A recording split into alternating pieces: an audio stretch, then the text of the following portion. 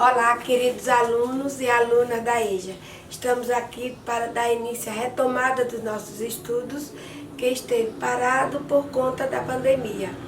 Graças a Deus que voltamos, né? Espero que seja assim uma volta muito produtiva, mesmo que a gente não esteja presencial, né? Esse contato que a gente tem em sala de aula, mas estaremos sim presentes de forma virtual. Eu aqui, né, e vocês aí. Então a gente vai ministrar essas aulas. Espero que vocês acompanhem e estudem, porque é importante. Nós precisamos estar a par com nossos estudos, certo? Vamos retomar de onde paramos, né? O capítulo 2. Eu acredito que a maioria de vocês tem esse material que eu passei, mas quem não tiver, não se preocupe, entre em contato comigo, seja por telefone, WhatsApp, estou no grupo de vocês, então entre em contato que aí eu passo para vocês, certo? Então a gente vai retomar a formação, capítulo 2, a formação do território brasileiro. Como vocês podem ver aqui, o mapa do nosso país, lindo e maravilhoso, né? Um país enorme, 8.515.000. Então, mas esse Brasil, ele não, desde o início, com a chegada dos nossos colonizadores, não tinha esse mesmo território, era bem menor. A presença dos árabes na Península Ibérica, que é a península onde está localizado Portugal e Espanha, se dá para ver aqui, possibilitou o desenvolvimento da navegação com o astrolábio, tudo que permitiu que eles construíssem navios potentes que pudessem entrar em alto mar. Tudo isso, esses navios, todo esse desenvolvimento causou uma rivalidade muito grande entre os dois países da península, Portugal e Espanha. Essa disputa teve que vinha interferência de fora para resolver. Aí em 1494 o Papa se reuniu com eles, autoridades, e dividiram as terras do planeta, que foi a assinatura do Tratado de Tordesilhas. Quando eles chegaram, né, esse tratado já estava assinado. Então, de acordo com esse tratado, parte que pertencia a Portugal, era essa aqui. Praticamente os estados Nordeste e Sudeste. Então esse aqui era a parte que pertencia a Portugal.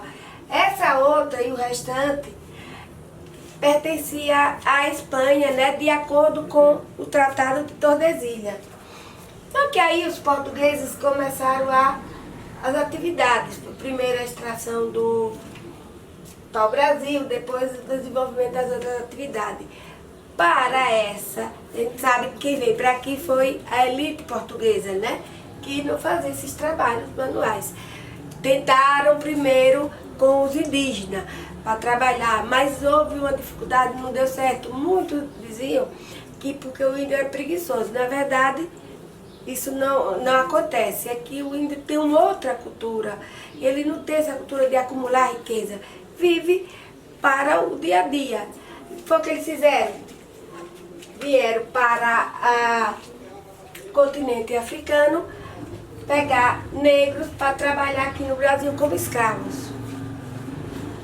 E aí eles começaram, foi a cana, depois o café, o fumo, depois, e aí eles foram ultrapassando esse limite. Aqui as drogas do sertão, aqui o cacau, o guaraná e outras plantas medicinais, e foram ocupando toda essa região aqui. Não é assim do dia para a noite, isso durante muitos anos. Até que em 1750, mais de 200 anos depois, toda essa área já ocupada, fizeram o quê? Um outro tratado, que foi o Tratado de Madrid. Esse Tratado de Madrid, o Brasil tinha mais ou menos essa área de hoje, tirando aqui o Acre, que ainda pertencia à Bolívia, e aqui as outras áreas que foram acrescentadas. Então, o Brasil é esse tamanho todo. Então, e para isso, não foram só os negros, vieram também os outros imigrantes, né? Vieram italianos, espanhóis, sírio-libaneses, judeus, alemães, japoneses, durante todo trabalhar, até porque o Brasil, acho que essa imensidão toda, a novidade, atraiu e atrai até hoje imigrantes. Claro que com esse problema a gente não pode nem mais falar isso, vamos ver daqui para frente. Então, a população brasileira, a gente tem uma diversidade natural, uma riqueza natural imensa por esse tamanho todo. E também uma diversidade, um caldeirão étnico-cultural, né? Ó, portugueses, índios e os imigrantes que vieram de outro país. A língua aqui do Brasil é o português, mas além da língua portuguesa, existe também 180 línguas que das tribos indígenas. A gente sempre teve aquelas índia tudo igual, não. Cada grupo indígena tem a sua cultura, tem a sua língua. Então, 180 línguas, fora os outros imigrantes, né? Porque alguns alemães de algumas regiões do Sudeste, eles também ensinam aos seus filhos a língua materna. Também em São Paulo, alguns região de São Paulo, os japoneses também ensinam, mas todos eles falam a língua portuguesa, que é a nossa língua nacional. Então o Brasil tem uma riqueza imensa de recursos naturais e a cultura, né? Mas mesmo esse tamanho, né, o Brasil é um país imenso. Olha, ele é o quinto maior país do mundo. O primeiro, a Rússia, né, com 17 milhões e 98 mil quilômetros quadrados. Segundo veio o Canadá com 9 milhões e 984 mil. Terceiro, a China com 9 milhões e 600 mil quilômetros quadrados. Quarto, Estados Unidos com 9 milhões e 371 mil quilômetros quadrados. E o Brasil com 8 milhões e 515 mil e 767 quilômetros quadrados. Que faz do Brasil, né, um país de dimensões imensas. Isso faz com que o Brasil seja um país imenso. Essa imensidão toda de território também não faz com que o Brasil seja um país desenvolvido, né? É um país, também não é um país pobre, ele é a quinta ou a nona economia do mundo, quer dizer, de acordo com o PIB. O que é o PIB? É o Produto Interno Bruto, que é o custo de riqueza produzida por um país naquele ano. Então, o Brasil é a nona. Primeiro, os Estados Unidos, né, que é o país mais rico do mundo.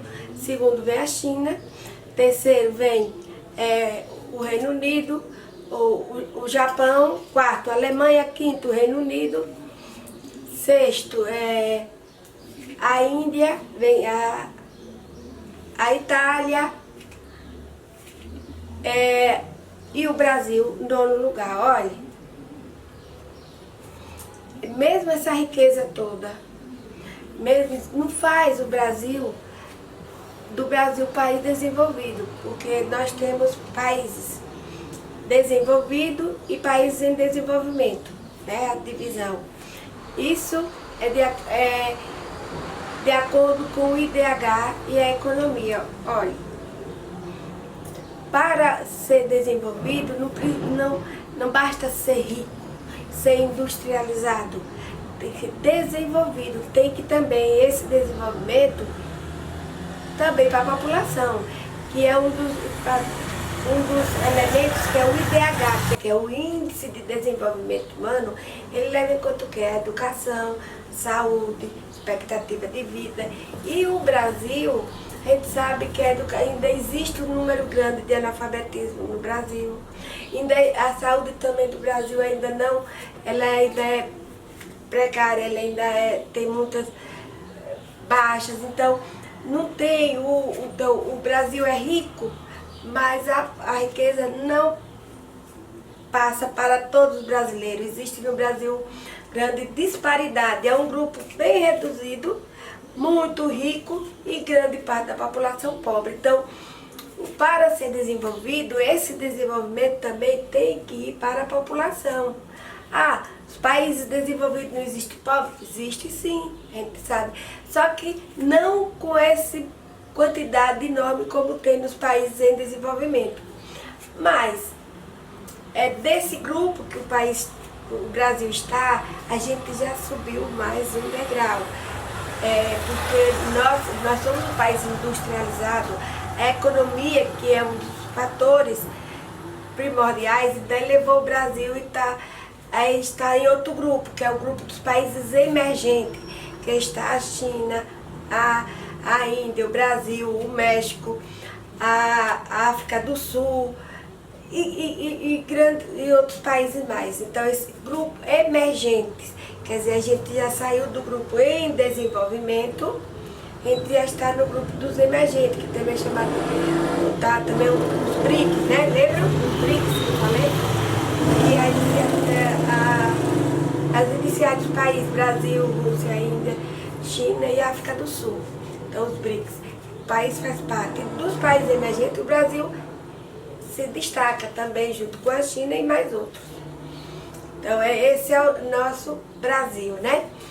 Então eu sempre gosto de falar, assim, falando do Brasil, do nosso território, e espero que a gente chegue lá, né? Que a gente tem esse território imenso, a gente tem uma população também grande, mais de 200 mil habitantes, né? 217 mil habitantes. Agora, pode não, vai mudar, né? Por conta dessa mortalidade terrível que está acontecendo. Daí a gente vai vendo mais adiante, certo? Mas como eu estava dizendo, o Brasil tem essa vantagem, ó. Eu sempre digo, o Brasil, ele não é o maior, mas ele tem umas vantagens que os outros não têm. Por exemplo, a Rússia, que é o maior país do mundo, ó. Toda essa parte aqui de cima da Rússia, ó, é congelado, que inviabiliza, né, atividades para ser desenvolvida aqui. O Canadá também aqui, ó, tá vendo? Que é o segundo maior país do mundo, também congelado. Já nós, ó, de norte a sul, de leste a oeste, pode ser habitado, pode desenvolver qualquer atividade. A gente também não tem deserto, o povo fala Nordeste. Ah, Nordeste não dá. Olha, era antigamente, hoje em dia o Nordeste já está bem melhor. Essa semana eu estava assistindo um vídeo que fiquei babando, que era uma plantação de uva, coisa mais linda no agreste nordestino. A gente sabe que com a transposição do Rio São Francisco, que é o pai do nordestino, a situação do Nordeste melhorou bastante. Antigamente, que eram lugares realmente desertos, eu fico com uma raiva assim, enjoada, quando eu vejo aquelas fotos daquela terra toda rachada, como se aquele povo morrendo com... Isso não existe mais. Tem áreas que é difícil, tem sim. O solo, o clima também não ajuda, mas não tem deserto. Então a gente tem essa vantagem, certo? Olha, é sobre a Constituição do território. Tem um vídeo que eu quero que vocês assistam. É excelente. Esse vídeo é sobre a formação do nosso território, desde o início, com a chegada dos portugueses, e aí a formação dos estados, que antes eram pouco, 13, as subdivisões, a criação, as capitanias. O vídeo é excelente. Não assista uma só não, mesmo, assista mais de uma. Mesmo já assisti. Vou assistir de novo, que eu achei tão interessante, apesar da gente já ter esse conhecimento, mas ele é bem criterioso, assim, bem... Quem fez, tá de parabéns. Tem também a atividade, olha, no livro, vou pegar aqui, na página 185, tem aqui uma atividade. Eu quero que vocês façam essas atividades, lembrando que tem que colocar a atividade da página tal. no caso é 185. Façam essas atividades, depois vocês passam para mim, a gente vai combinar quando e como, certo? Mas não deixe de fazer essas atividades. Essas atividades é que vai dar a vocês mais conhecimento, porque eles vão ler e leiam, viu? É só assistir o vídeo não. Leiam o livro que vocês têm aí. Também quiserem fazer mais outras leituras, eu sempre digo que vocês têm o mundo nas mãos, né? Então a gente vai e podem tirar dúvida comigo, pode me ligar, pode mandar algumas questões no WhatsApp, que aí a gente vai tirando, vai trocando essas ideias, essas informações. Que quero que vocês aí e não deixem de assistir o vídeo, pode até assistir mais de uma vez, viu? Porque isso vai nos ajudar bastante. E olhe, vocês têm aí o mapa de vocês, olhe o mapa, faço também, eu quero que vocês criem um texto sobre a formação do território brasileiro. Depois de assistir o vídeo, vocês vão ver essa formação. Depois de ler mais um pouco o que vocês têm em mão, quero que vocês criem um texto de vocês. Não é para copiar, né? Um texto falando sobre a formação do território brasileiro. E aí vocês também vão encaminhar para mim esses textos, ok? Então, pessoal, não esqueçam, né, de fazer as atividades. São essas atividades que vai dar um norte de que vocês estão acompanhando as aulas, além do conhecimento que é primordial. Agora vocês assistam esse vídeo, preste bastante atenção no vídeo, que vai ajudá-los, além de aumentar o conhecimento, também na construção do texto que eu pedi para vocês fazerem sobre a formação do território do Brasil. Assistam com bastante atenção. Este é o território brasileiro atual, com cerca de 8,5 milhões de quilômetros quadrados, sendo o quinto maior país do mundo, ocupando cerca de 7,5% da superfície terrestre e 47,3% da superfície da América do Sul. Internamente, o Brasil é dividido em 26 estados e o Distrito Federal. Porém, essas fronteiras nem sempre foram assim. Então no vídeo de hoje veremos como o Brasil passou disto para isto. O vídeo de hoje foi a sugestão de um inscrito, porém eu não consegui mais encontrar o comentário. Então me desculpe se eu não colocar o seu nome aí. Antes da chegada dos portugueses, não existiam fronteiras onde hoje é o Brasil. A população aqui era indígena e eles basicamente viviam em suas tribos de boa. Até que em 1500, os portugueses chegaram, no lugar onde hoje se localiza a cidade de Porto Seguro. Eles chamaram o local de Ilha de Vera Cruz, mas perceberam que era maior que uma ilha. Então passaram a chamar o Brasil de Terra de Santa Cruz. Os portugueses rapidamente se expandiram pelo litoral, então o mapa do Brasil nesta época era mais ou menos assim.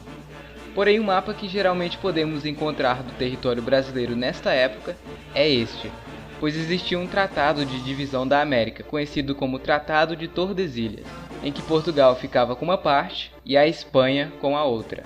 Para manter o território, os portugueses decidiram usar um sistema chamado de capitanias hereditárias, onde eles dividiam a colônia em várias partes e entregavam a administração para certas pessoas de importância, geralmente nobres portugueses, para que assim eles pudessem manter e proteger o território de invasores e administrá-los melhor, usando-os também para plantação e exploração, para assim manter os custos. Em 1534, esta era a divisão interna do Brasil, entre as capitanias hereditárias, sendo elas Maranhão, Maranhão II, Ceará, Rio Grande, Itamaracá, Pernambuco, Baía de Todos os Santos, Ilhéus, Porto Seguro, Espírito Santo, São Tomé, São Vicente I, Santo Amaro, São Vicente II e Santana. Em 1549 é fundada a primeira capital do Brasil, a cidade de Salvador. Porém este modelo não funcionou muito bem, pois apenas duas capitanias estavam funcionando, a de Pernambuco e a de São Vicente. Então posteriormente eles dividiram o Brasil em dois grandes estados, o estado do Maranhão e o estado do Brasil. Ao longo do século XVII o mapa ficou basicamente assim, porém os territórios portugueses foram se expandindo cada vez mais ao oeste. geralmente ficando nas partes litorâneas. Porém, com o tempo eles também foram se expandindo para dentro do Brasil e assim desrespeitando o tratado. Em 1709, o Brasil já tinha se expandido bastante para o oeste, e esta era sua fronteira. Internamente, a colônia era dividida em 7 capitanias, tendo o Grão-Pará, Maranhão, Pernambuco, Bahia, Rio, São Paulo, que nesta época estava em sua maior extensão, e São Pedro. Em 1720 foi criada a Capitania de Minas Gerais. Em 38 surgiu a Capitania de Santa Catarina, criada para ajudar na expansão do Brasil até o Rio Prata. Em 48 São Paulo se divide novamente e surgem as Capitanias de Goiás e Mato Grosso. Neste mesmo ano São Paulo passa a ser parte da Capitania do Rio de Janeiro. Em 63 Rio de Janeiro se torna a capital do Brasil. Em 65 São Paulo recupera sua autonomia. Em 1799, a capitania de Pernambuco se fragmenta, surgindo assim Rio Grande do Norte e Paraíba. Em 1803, a parte hoje conhecida como Guiana Francesa também foi ocupada pelos portugueses, fazendo parte do nosso território. A Guiana Francesa tem uma história complicada, já foi ocupada pelos ingleses, holandeses, espanhóis e portugueses, porém no final, a França acabou anexando o território e o mantém até hoje. Em 1810, a Bahia perde seu território mais ao sul, que se torna o Espírito Santo. Em 1811, o Brasil tinha perdido a região do Contestado, no oeste de Santa Catarina, para a Argentina, porém tinha avançado mais ao sul, até as atuais fronteiras do Rio Grande do Sul, criando assim esta capitania. O Maranhão também se dividiu e surge o Piauí. Em 1815, o Brasil deixa de ser uma colônia e passa a fazer parte do Reino Unido de Portugal, Brasil e Alvares. Em 1817 acabou a ocupação portuguesa na Guiana Francesa. Pernambuco perde mais território, surgindo assim Alagoas. Este também foi o ano da Revolução Pernambucana, em que, entre outras coisas, Pernambuco também pretendia ser independente, porém falhou e acabou perdendo mais território. Em 1820 surge o Sergipe. Em 21, Brasil anexa a Cisplatina, atual Uruguai. Em 22, Brasil declara independência e surge então o Império do Brasil. Em 28, o Uruguai fica independente, Pernambuco perde mais território, principalmente por causa da Confederação do Equador, que foi um movimento separatista que aconteceu em 1824. Esse território agora passa a ser parte da Bahia. Goiás também perde território para Mato Grosso e para Minas Gerais, a parte hoje conhecida como Triângulo Mineiro. Em 36, Rio Grande do Sul também fica independente, criando assim a República Rio-Grandense. Em 39, Santa Catarina fica independente também, criando a República Juliana. Porém, no mesmo ano ela volta a fazer parte do Brasil. Em 45, Rio Grande do Sul volta a fazer parte do Brasil novamente. Essas independências não foram reconhecidas por outros países.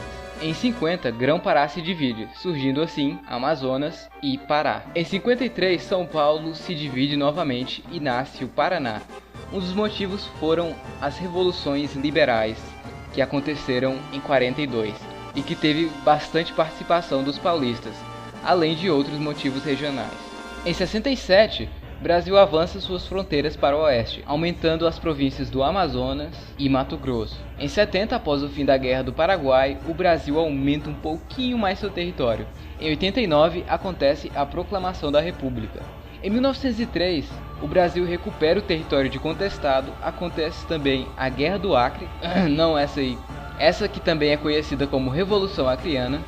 O Acre se declara independente e vira um país. Logo após isso, o Brasil ocupa o território do Acre, faz um acordo diplomático com a Bolívia e paga 2 milhões de libras esterlinas como indenização para a Bolívia. Além disso, o território da Amazônia cresce mais um pouquinho, e a divisão entre os estados do Mato Grosso, Amazonas e Pará é redesenhada. Porém, o Acre, neste tempo, é apenas um território brasileiro nesta época, e não um estado. Em 43 são criados vários territórios que futuramente se tornariam estados ou não. Entre eles, Amapá, Rio Branco e Guaropé, além de Iguaçu e o território de Ponta Porã. Em 46, Iguaçu e Ponta Porã não vão para frente e voltam a fazer parte dos antigos estados. Em 56, Guaropé não gosta muito do nome e muda para Rondônia. Em 60, eles mudam o Distrito Federal para o centro do país, bem no estado de Goiás. Em 62, Rio Branco também não gostou muito do seu nome e mudou para Roraima. Em 77 é criado o estado do Mato Grosso do Sul.